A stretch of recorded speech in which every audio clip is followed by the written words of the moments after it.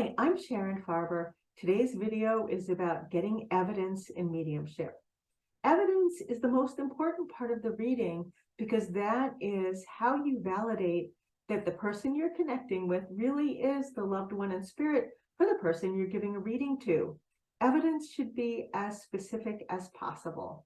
You can start off with saying whether you have a man or a woman or somebody in between, or kind of in between, or whether they're young, old, or middle-aged, and if you have an idea of their relationship to the person. For example, does this feel like a father or a spouse or a partner or a friend or a great-grandmother, something like that?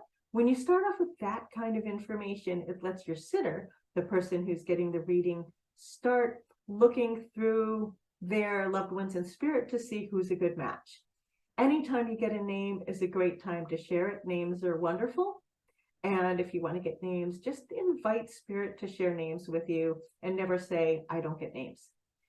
After you have established, if you can do that at first, whether the general idea of who they are, then you want to bring them to life with their personality, character, essence, hobbies, and how they were. Is this a father or a mother? Were they very family oriented? Is this a young person, a teenager, or somebody in their 20s who was reckless and wild? Is it a conservative person? Are they conservative, outgoing, warm, rigid, troubled, or anything like that? If they passed, was it, well, they obviously passed. Did they pass from something long and drawn out, like an illness? Or did they have a quick passing? If it was a quick passing, was it an accident? Was it suicide? Was it an overdose or something else? If they passed from an illness, what was it? If it was cancer, what type of cancer? The more you know, the better. And then there's all those quirky things. Did they dye their hair green? Did they have piercings on their face? Did they have hobbies, interests? Were they all about what they did for work? And if so, tell us what they did and what they liked about it. If they were surfers or loved horses or had a farm, tell us about that. City dwellers or farm people. Anything you could share about your embodied person, if you were describing a friend or a family member, you can use to describe a person in spirit. Invite them to give you information about themselves that they think that their embodied person will recognize and understand. Don't interrogate them or give them an interview. Don't have a checklist that they need to answer.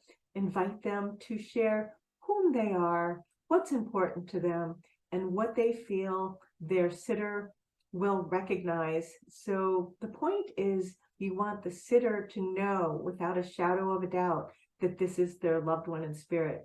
We're not talking generic. I have a grandmother here. She's wearing an apron. She liked to bake. I see her in the kitchen. And she also knit.